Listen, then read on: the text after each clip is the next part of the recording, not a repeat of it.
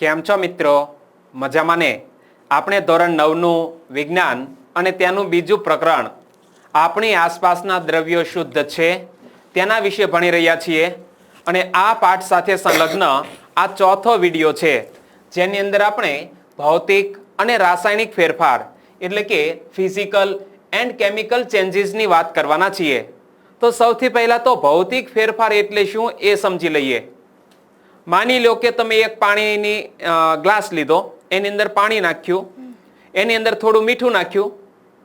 હવે તમે એ મીઠું પાછું મેળવી શકો કે નહીં? હા. કઈ રીતે? જેને સૂર્યપ્રકાશમાં રાખીને બાષ્પીભવન થઈ જાય તો મીઠુંનો ક્ષાર એ નીચે રહી જાય. મીઠું આપણે પાછું મેળવી શકીએ છીએ. મતલબ આ ફેરફાર છે એ ઉલટાવી શકાય તેવો ફેરફાર છે. ઉલટાવી શકાય તેવો ફેરફાર. મતલબ કે મીઠાના બંધારણમાં કોઈ ફેરફાર થતો નથી. તમે મીઠું છે એ પાણીમાં નાખો છો તો એ મીઠું જ રહે છે. NaCl એ બંધારણમાં કોઈ ફેરફાર થતો નથી. તો આવી રીતે ઉલટાવી શકાય તેવા તમામ ફેરફારોને આપણે ભૌતિક ફેરફાર કહી શકીએ. એક એક્ઝામ્પલ આપું કે માની લો કે તમે ફ્રીજમાંથી બરફનો ટુકડો કાઢ્યો તો બરફના ટુકડાનું જે બંધારણ છે H2O, પાણી બનાવ્યું તો પણ એનું બંધારણ H2O જ રહેશે અને એની વરાળ છે, ગરમ કરશો પાણીને અને વરાળ બનશે તો પણ તે H2O જ રહેશે. મતલબ કે એના બંધારણમાં કોઈ ફેરફાર થતો નથી. તો બરફમાંથી પાણી બનવું, પાણીમાંથી વરાળ બનવી એ રાસાયણિક ફેરફાર ગણાય કે ભૌતિક? ભૌતિક ફેરફાર, રાઈટ. કારણ કે આપણે એ વરાળને ઠંડી પાડી પાછું પાણી બનાવી શકીએ છીએ અને પાણીને વળી પાછું ફ્રીજમાં મૂકીએ તો વળી પાછો બરફ બની જાય છે. તો હવે તમને સમજાઈ ગયું કે ભૌતિક ફેરફાર એટલે શું? સમજાઈ ગયું? હવે આપણે રાસાયણિક ફેરફારની વાત કરીએ. મારી સામે જે હામાં કે નામાં જવાબ આપે છે એ મિત્ર ધોરણ 9 માં અભ્યાસ કરે છે અને તે સારી રીતે સમજી શકે એ રીતે હું અહીંયા સમજાવવાનો પ્રયત્ન કરી રહ્યો છું. રાસાયણિક ફેરફાર. માની લો કે તમે એક માચિસ બોક્સ લીધું અને એ દીવાસળીને માચિસ બોક્સ સાથે તમે ઘસી અને દીવાસળી સળગાવી તો જે દીવાસળી ઉપર કાર્બન લગાવેલો હતો એ સળગી ગયો અને રાખ બની ગઈ. તો હવે તમે એ રાખમાંથી પાછો દીવાસળી ઉપરનો કાર્બન બનાવી શકશો? નહીં બનાવી શકીએ. તો તે ફેરફાર છે તેવો તેને રાસાયણિક ફેરફાર ગણવો કે ભૌતિક ફેરફાર? ઉલટાવી ન શકાય, ફરીથી ઉલટાવી શકાય નહીં એવો ફેરફાર છે. માની લો કે કોઈ લોખંડની ખીલી તમે લીધી અને આ વરસાદી વાતાવરણ છે, તમે 2 દિવસ માટે તેને ખુલ્લા વાતાવરણમાં મૂકી દીધી. 2 દિવસના અંતે તમે જોયું કે ખીલી ઉપર કાટ આવી ગયો છે. તો એ રાસાયણિક ફેરફાર ગણવો કે ભૌતિક ફેરફાર? વિચારો. રાસાયણિક ફેરફાર. કારણ કે તે કાટ છે એ આયર્ન, લોખંડ નથી પરંતુ એની સાથે ઓક્સિજનની પ્રક્રિયા થાય છે અને આયર્ન ઓક્સાઇડ બનાવે છે. એ કાટ એ લોખંડ કરતા બનેલો એક અલગ પદાર્થ છે. સમજાય છે? તો તેને આપણે રાસાયણિક ફેરફાર કહી શકીએ. તો હવે આપણે જોઈએ કે અગાઉના પ્રકરણમાં આપણે દ્રવ્યના કેટલાક ભૌતિક ગુણધર્મોનો અભ્યાસ કર્યો. ગુણધર્મો કે જેનું અવલોકન કરી શકાય તેમજ વર્ણન કરી શકાય, જેવા કે કોઈ પણ આપણે અગાઉના ચેપ્ટરની અંદર આપણે ભૌતિક ગુણધર્મોનો અભ્યાસ કર્યો હતો અને ભૌતિક ગુણધર્મો એ જોઈ શકાય છે અને તેની સાથે સાથે તેનું અવલોકન પણ કરી શકાય છે. જેમ કે એ કોઈ પદાર્થ છે એનો રંગ કેવો છે, એની સખતાઈ કેવી છે, કઠણપણું કેવું છે, દ્રઢતા, તરલતા, ઘનતા, ગલનબિંદુ, ઉત્કલન બિંદુ વગેરે ભૌતિક ગુણધર્મો છે. આપણે પાણીનું ઉત્કલન બિંદુ, પાણીનું બરફનું ગલન બિંદુ આ જોયું હતું. પદાર્થની એક અવસ્થાનું બીજી અવસ્થામાં રૂપાંતર થવું એ ભૌતિક ફેરફાર છે. બરફનું પાણીમાં રૂપાંતર થવું, પાણીનું વરાળમાં રૂપાંતર થવું એટલે કે પદાર્થનું એક અવસ્થામાંથી બીજી અવસ્થામાં રૂપાંતર થવું એ ભૌતિક ફેરફાર છે. કારણ કે આવા ફેરફારોના કારણે પદાર્થની સંરચના અને રાસાયણિક સ્વભાવમાં કોઈ પણ પ્રકારનો બદલાવ આવતો નથી. એની ભૌતિક સંરચના એ ભલે બદલાય છે પરંતુ રાસાયણિક ફેરફાર કોઈ આવતો નથી. પાણીનું બરફ બને કે પાણીની વરાળ બને છતાં પણ એમાં રાસાયણિક સ્વભાવમાં કોઈ પણ પ્રકારનો ફેરફાર આવતો નથી. બરફ, પાણી અને પાણીની વરાળ દેખાવમાં અલગ અલગ હોવા છતાં તેમજ તેમના ભૌતિક ગુણધર્મો અલગ હોવા છતાં તેઓના રાસાયણિક ગુણધર્મો સમાન હોય છે. જો એક છે એ વાયુ સ્વરૂપ છે, એક પ્રવાહી સ્વરૂપ છે, એક ઘન સ્વરૂપ છે. દેખાવ અલગ અલગ છે, તેમ છતાં તેના ભૌતિક ગુણધર્મો અલગ અલગ છે. ભૌતિક ગુણધર્મો અલગ અલગ છે, રાસાયણિક ગુણધર્મો સમાન છે. રાંધણ તેલ એટલે કે કુકિંગ ઓઇલ અને પાણી એ બંને પ્રવાહી છે, પરંતુ તેમની રાસાયણિક લાક્ષણિકતાઓ અલગ અલગ છે. તેઓ વાસ અને જ્વલનશીલતાના આધારે જુદા પડે છે. જો બંને પ્રવાહી હોય તો બંનેના રાસાયણિક ગુણધર્મો સમાન જ હોય એમ ન સમજી લેવું. ભૌતિક ગુણધર્મ સમાન છે. કયો? કે એ તેલ અને પાણી એ બંને પ્રવાહી છે, એ એનો ભૌતિક ગુણધર્મ સમાન છે, પરંતુ રાસાયણિક ગુણધર્મો અલગ અલગ છે. કારણ કે એની અંદર રાંધણ તેલ છે તો એને તમે મગફળીનું તેલ હોય તો સૂંઘશો તો એમાં ચોક્કસ પ્રકારની તમને વાસ મહેસૂસ થશે, એટલે કે ઓર્ડર આવશે. અને બીજી એની લાક્ષણિકતા છે જ્વલનશીલતા. તમે તેલ છે એની સળગાવી શકો છો. કોઈ એની દિવેટ બનાવી અને સળગાવો તેલની અંદર બોળી અને તો દિવેટ સળગે છે, બરોબર, તો એની જ્વલનશીલતા છે. જ્યારે પાણી છે એ જ્વલનશીલ નથી, એ દહન શામક છે. દહન થતું હોય તો તેને ઓલવવાનું કામ કરે છે, એટલે કે દહન શામક છે, એક દહનશીલ છે. તો બંનેના રાસાયણિક ગુણધર્મો કેવા થઈ જશે? અલગ અલગ થઈ જશે. ભૌતિક ગુણધર્મ એક, હા. બે પ્રવાહી છે. હા, રેડી? તો આપણે જાણીએ છીએ કે તેલ હવામાં સળગે છે અને પાણી આગને બુઝાવે છે. આ તેલના રાસાયણિક ગુણધર્મો છે કે જે તેને પાણી કરતા જુદા પાડે છે. સળગવું એટલે કે બળવું એ રાસાયણિક ફેરફાર છે. માની લો કે લાકડું સળગે છે અને એનો કોલસો બને છે અથવા તો રાખ બને છે, તો એ ફેરફાર કેવો ગણવો? ફરીથી બોલો તો. લાકડું સળગીને કોલસો અથવા રાખ બને છે, તો એ કેવો ફેરફાર છે? રાસાયણિક કે ભૌતિક? રાસાયણિક. તેને રાખને ફરીથી સળગાવી શકાય નહીં. રાખને પાછું લાકડું નો બનાવી શકાય, રાઈટ? તો એ રાસાયણિક ફેરફાર છે. આ તેલના રાસાયણિક ગુણધર્મો છે કે જે તેને પાણી કરતા જુદા પાડે છે. સળગવું એટલે કે બળવું એ રાસાયણિક ફેરફાર છે. આ પ્રક્રિયામાં એક પદાર્થ બીજા પદાર્થ સાથે પ્રક્રિયા કરી પોતાની રાસાયણિક સંરચનામાં બદલાવ લાવે છે. લાકડું છે એ સળગે છે અને રાખ બને છે, તો એ કોઈ બીજા પદાર્થની સહાય લે છે. કોઈ પણ વસ્તુના દહન માટે કોની હાજરી આવશ્યક છે? ઓક્સિજનની. કારણ કે ઓક્સિજન છે એ દહનશીલ નથી, પરંતુ દહન પોષક છે.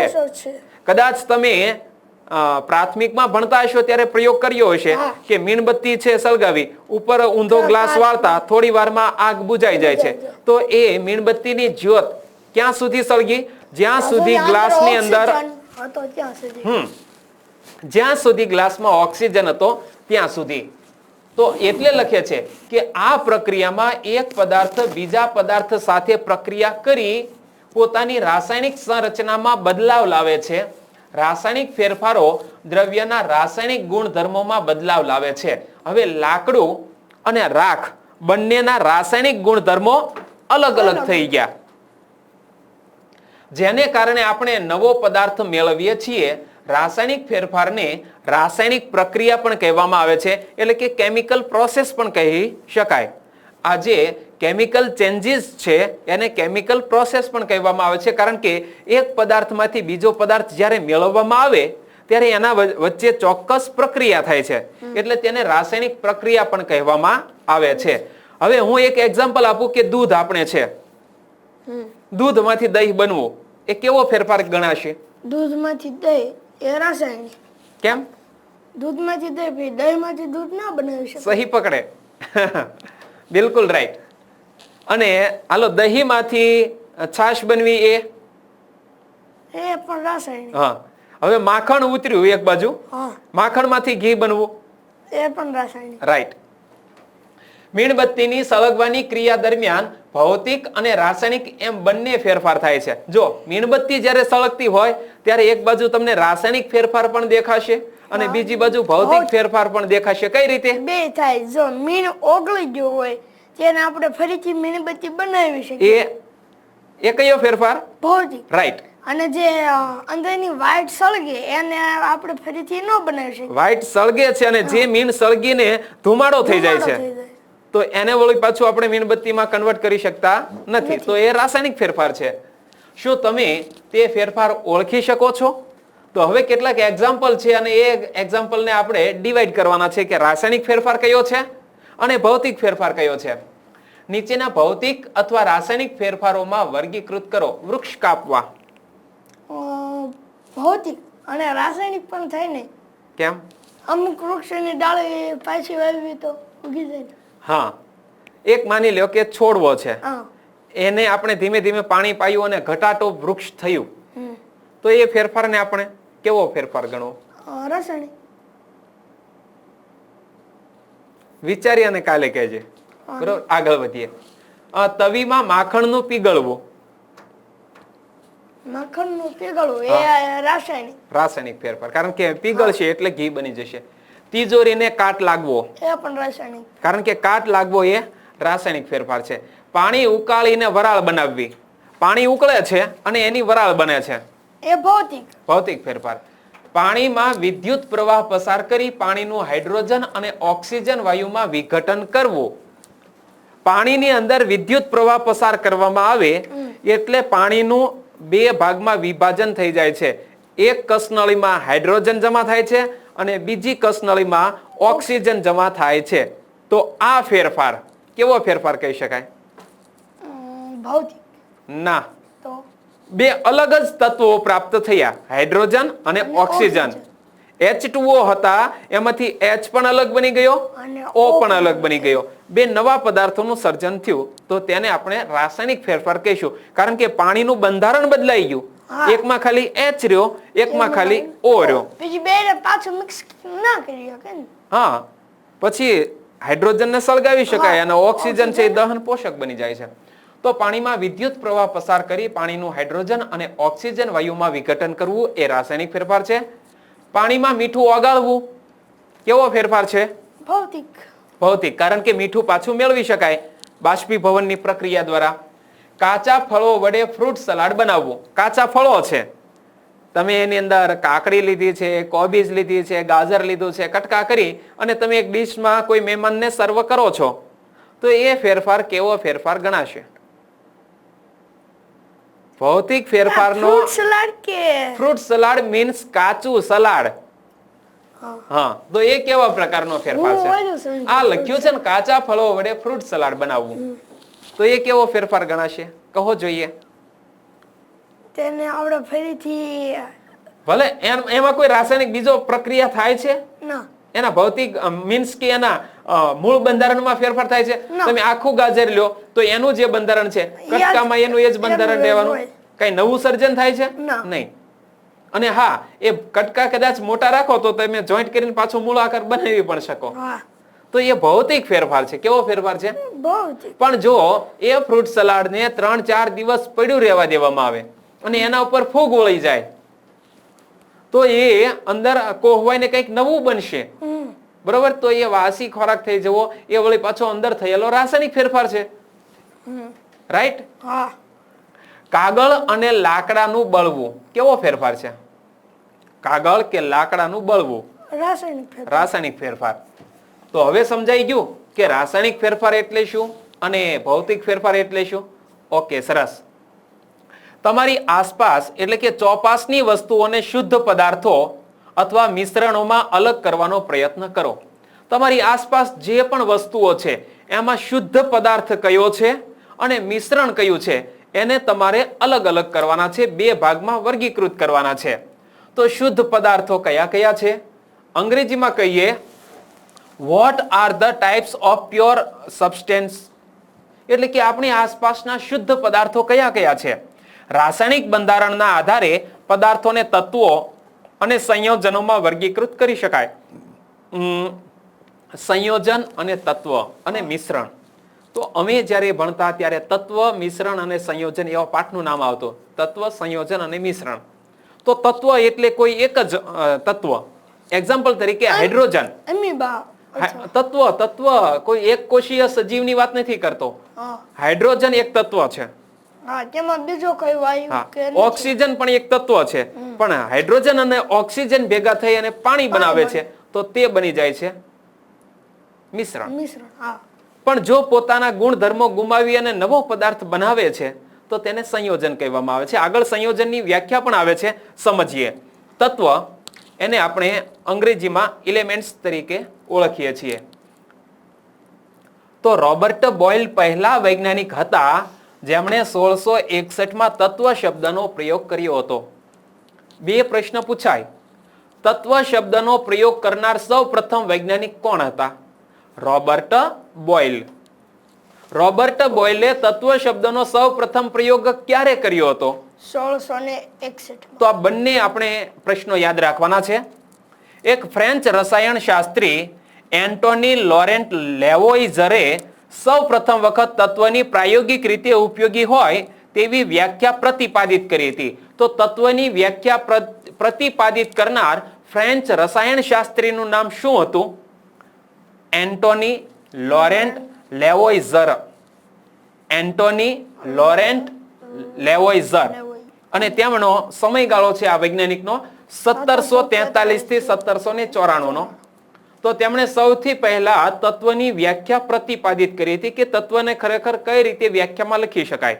તો આ બંને જે મહત્વના ફેક્ટ છે એ યાદ કરી લઈએ કે રોબર્ટ બોયલ પહેલા વૈજ્ઞાનિક હતા જેમણે 1661માં સૌથી પહેલા તત્વ શબ્દનો પ્રયોગ કર્યો હતો. અને એક ફ્રેન્ચ રસાયણ શાસ્ત્રી એન્ટોની લોરેન્ટ લેવોઇઝરે સૌ પ્રથમ વખત તત્વની પ્રાયોગિક રીતે ઉપયોગી હોય તેવી વ્યાખ્યા પ્રતિપાદિત કરી હતી. તત્વ શબ્દનો સૌ પ્રથમ ઉપયોગ કરનાર વૈજ્ઞાનિક રોબર્ટ બોયલ અને તત્વ શબ્દની વ્યાખ્યા પ્રતિપાદિત કરનાર વ્યક્તિ એન્ટોની લોરેન્ટ લેવોઇઝર.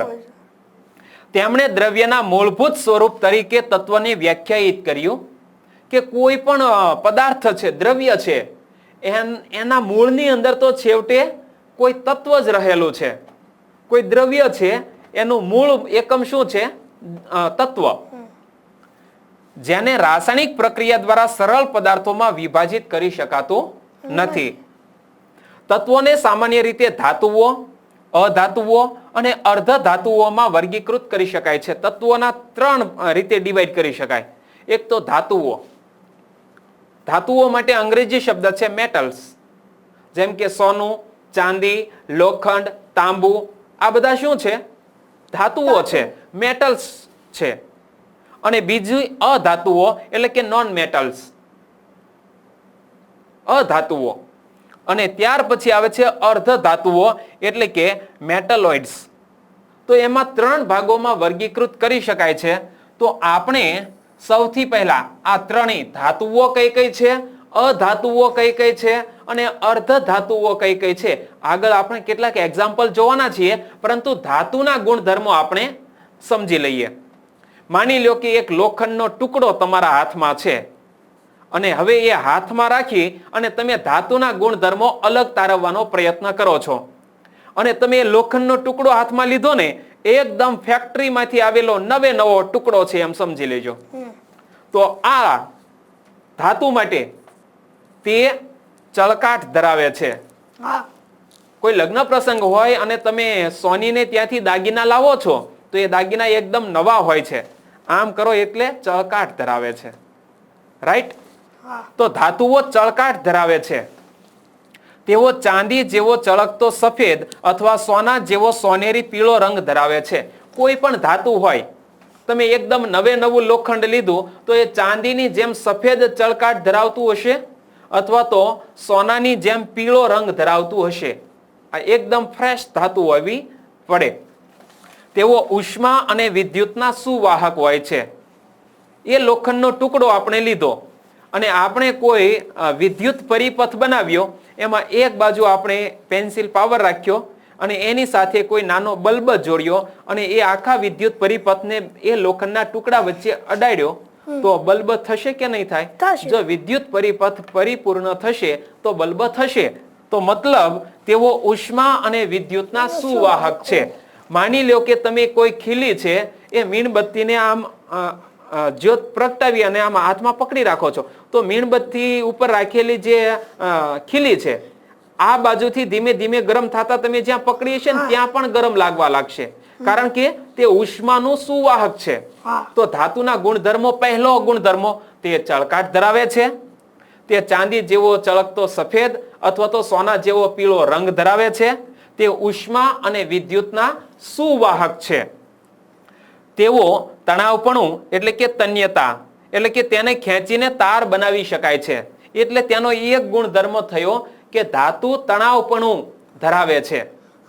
માની લો કે લોખંડનો ટુકડો છે, પીગાળીને લાંબો તાર બનાવ્યો, જેમ કે આપણે ધાબુ ભીડવા માટે સેન્ટિંગના જે લોખંડના તાર હોય છે, તો એ શું છે? પીગાળીને બનાવવામાં આવેલો લાંબો તાર છે, એટલે તણાવપણું ધરાવે છે. તેઓ ટકાઉપણું ધરાવે છે, એટલે કે ટીપીને તેના પતરા બનાવી શકાય છે.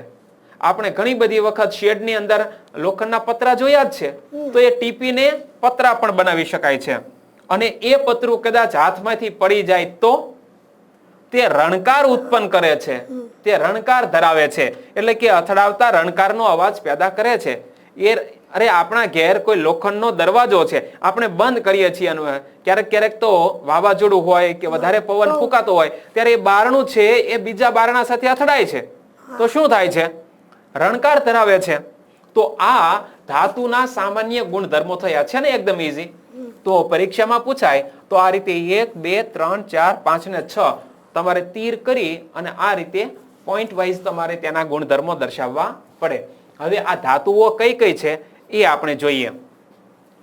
ધાતુઓ આપણા આસપાસના વ્યવહારમાં આપણે ઉપયોગ કરીએ છીએ, જેમ કે ગોલ્ડ એટલે કે સોનું, સિલ્વર એટલે કે ચાંદી, કોપર એટલે કે તાંબુ, આયર્ન એટલે લોખંડ, સોડિયમ, પોટેશિયમ વગેરે ધાતુના ઉદાહરણ છે. તો પરીક્ષામાં એમ પૂછાય કે ધાતુના ઉદાહરણ આપો, તો આપણે લખવાનું સોનું, ચાંદી, તાંબુ, એલ્યુમિનિયમ, કોપર એટલે કે તાંબુ આવી ગયું, આયર્ન એટલે લોખંડ, સોડિયમ, પોટેશિયમ વગેરે ધાતુના ઉદાહરણ છે. મર્ક્યુરી એકમાત્ર ધાતુ છે જે ઓરડાના તાપમાને પ્રવાહી સ્વરૂપમાં જોવા મળે છે. પરીક્ષામાં પ્રશ્ન પૂછાય કે પ્રવાહી ધાતુનું ઉદાહરણ આપો. મોટા ભાગે ધાતુઓ હોય એ આપણને ઘન સ્વરૂપમાં જ જોવા મળે છે, જેમ કે લોખંડ છે એ ઓરડાના સામાન્ય તાપમાને કેવા સ્વરૂપમાં હોય છે? ઘન સ્વરૂપમાં. સોનું, ચાંદી આ બધા તમે ધાતુઓ લઈ લ્યો તો એ સામાન્ય તાપમાને ઘન સ્વરૂપ ધરાવે છે, પરંતુ સામાન્ય તાપમાને પ્રવાહી સ્વરૂપ ધરાવતી હોય એવી એકમાત્ર ધાતુ છે મર્ક્યુરી, જેને આપણે પારો કહીએ છીએ. વજનદાર હોય ને, એકદમ વજનદાર, અને એને થર્મોમીટરમાં ઉપયોગ કરવામાં આવે એ જ પારો. એક ફક્ત 100 ગ્રામની બોટલની અંદર તમે એ પારો આખો 100 ગ્રામની બોટલમાં ભરો તો તમને કિલો કરતા પણ વધારે વજન એમાં અહેસાસ થશે. એમાં ગુરુત્વાકર્ષણ વધારે લાગતું હશે? ના, એ વજનમાં જ પોતે ભારે છે, એનો ગુણધર્મ જ છે પારાનો. તો આ યાદ રાખીશું કે પ્રવાહી ધાતુનું ઉદાહરણ આપો તો જવાબ લખવાનો છે પારો, કૌંસમાં મર્ક્યુરી લખી વાળવાનું છે. અધાતુઓ નીચેના પૈકી અમુક અથવા તમામ ગુણધર્મો ધરાવે છે. અધાતુઓ કયા કયા ગુણધર્મો ધરાવે છે? તો એક તો તે વિવિધ રંગો ધરાવે છે. અધાતુ હોય ને એ વિવિધ રંગો ધરાવે. તેઓ ઉષ્મા અને વિદ્યુતના મંદ વાહક હોય છે. તેમાંથી ઉષ્મા કે વિદ્યુત પસાર થતી નથી અથવા તો અલ્પ માત્રામાં પસાર થાય છે, એટલે કે ઉષ્મા અને વિદ્યુતના મંદ વાહક હોય છે. તે ચળકાટપણું, તણાવપણું કે ટીકાઉપણું જેવા ગુણધર્મો પણ ધરાવતા નથી. હવે કેટલાક એક્ઝામ્પલ આપ્યા છે અધાતુના ઉદાહરણ. તો હાઇડ્રોજન છે, ઓક્સિજન, આયોડિન, કાર્બન એટલે કે કોલસો જેને કોક પણ કહેવાય છે, બ્રોમિન, ક્લોરીન વગેરે અધાતુના ઉદાહરણ છે. ધાતુના ઉદાહરણ તો યાદ રહી જશે ને? તો અધાતુના ઉદાહરણ કયા કયા છે? હાઇડ્રોજન, ઓક્સિજન, આયોડિન, કાર્બન એટલે કે કોલસો, બ્રોમિન, ક્લોરીન વગેરે અધાતુના ઉદાહરણ છે. અને અમુક ધાતુ એવી છે કે એ કેટલાક ધાતુના પણ ગુણધર્મો ધરાવે છે અને કેટલાક અધાતુના પણ ગુણધર્મો ધરાવે છે, તો તેને અર્ધ ધાતુ કહેવામાં આવે છે. તો કેટલાક તત્વો ધાતુઓ અને અધાતુની વચ્ચેના ગુણધર્મો ધરાવે છે. તે અર્ધ ધાતુઓ તરીકે ઓળખાય છે. કયા કયા અર્ધ ધાતુઓ છે? બોરોન, સિલિકોન, જર્મેનિયમ વગેરે અર્ધ ધાતુના ઉદાહરણ છે. Boron, silicon, germanium. હવે આપણે ચિત્રો દ્વારા ધાતુઓ, અધાતુઓ અને અર્ધ ધાતુઓની સમજણ મેળવીએ. તો સૌથી પહેલા ટાઈપ્સ ઓફ મેટલ્સ એટલે કે ધાતુઓના પ્રકાર. તો અહીંયા તમે વાંચી શકો છો. Aluminium, brass, bronze, chromium, copper, gold, gun metal, gun metal, iron, iron, lead, magnesium, mercury, platinum, silver, tin, titanium ને યુરેનિયમ. આ બધી ધાતુઓ છે. અને એ ધાતુઓ કેવા સ્વરૂપમાં છે તમે જોઈ શકો છો. કેવા સ્વરૂપમાં છે? ઘન સ્વરૂપમાં છે. પરંતુ મર્ક્યુરી છે એ પ્રવાહી સ્વરૂપમાં છે. એ પાણીના ટીપા સ્વરૂપે ત્યાં છે. હવે આ બધી ધાતુઓ થઈ. અધાતુઓ નોન મેટલ્સ કઈ કઈ છે?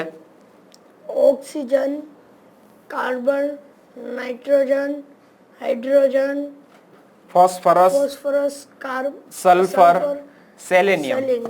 ફરી એકવાર.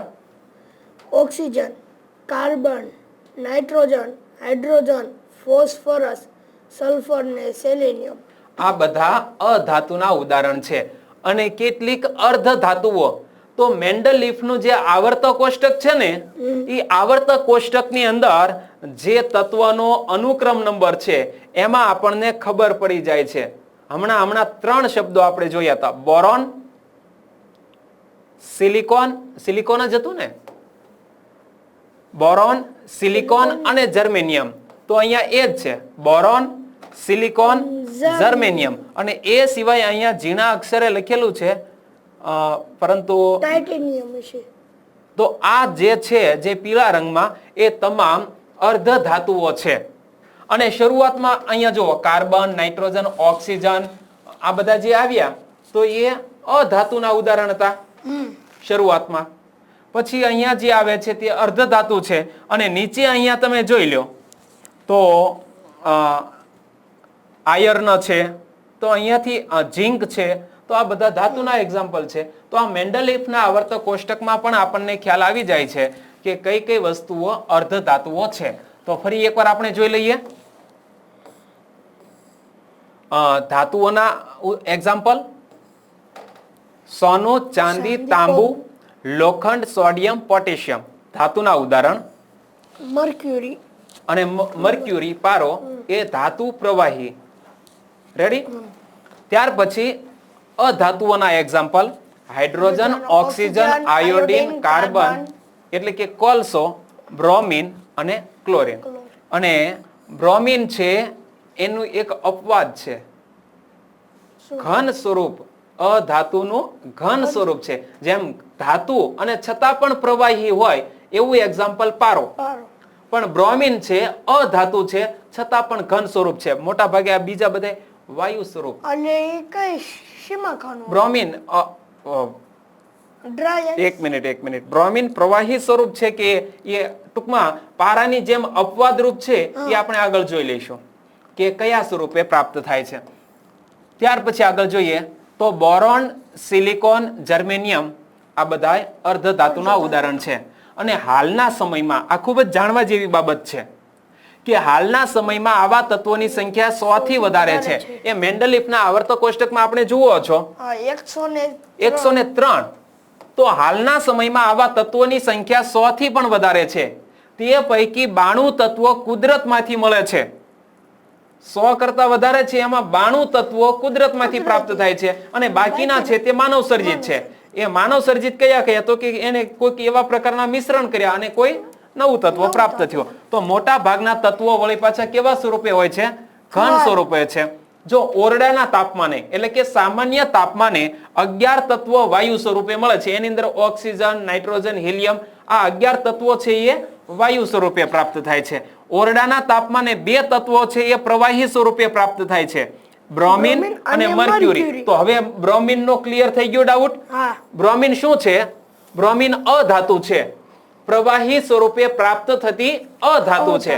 અને મર્ક્યુરી શું છે? પ્રવાહી સ્વરૂપે પ્રાપ્ત થતી ઘન ધાતુ છે, ઘન છે. ઓરડાના તાપમાનથી થોડા ઊંચા તાપમાને એટલે કે 303 કેલ્વિને ગેલિયમ અને સીઝિયમ ધાતુઓ પ્રવાહી સ્વરૂપે હોય છે. તો આ જાણવા જેવી બાબત, એમાંથી પણ પરીક્ષામાં પ્રશ્ન પૂછાઈ શકે. વર્તમાન સમયમાં તત્વોની સંખ્યા 100 કરતા પણ વધારે, એમાં કુદરતી રીતે પ્રાપ્ત થતા હોય તેવા તત્વોની સંખ્યા 92 અને બાકીના તત્વો છે એ માનવ સર્જિત છે.